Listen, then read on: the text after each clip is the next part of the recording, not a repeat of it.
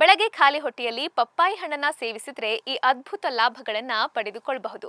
Vitamin C ನಿಮಗೆಲ್ಲ ಗೊತ್ತಿರೋ ಹಾಗೆ ಇಮ್ಯುನಿಟಿ ಪವರ್ನ ಹೆಚ್ಚಿಸುತ್ತೆ. ಪಪ್ಪಾಯಿಯಲ್ಲಿ ವಿಟಮಿನ್ ಸಿ ಹೇರಳವಾಗಿದೆ. ಹಾಗೆ ಫೈಬರ್ ಸಮೃದ್ಧವಾಗಿರೋದ್ರಿಂದ ಮಲಬದ್ಧತೆ ಸಮಸ್ಯೆ ಅನುಭವಿಸುವವರು ಬೆಳಗ್ಗೆ ಖಾಲಿ ಹೊಟ್ಟೆಯಲ್ಲಿ ಪಪ್ಪಾಯಿಯನ್ನ ತಿಂದ್ರೆ ತುಂಬಾ ಪ್ರಯೋಜನಕಾರಿಯಾಗಲಿದೆ.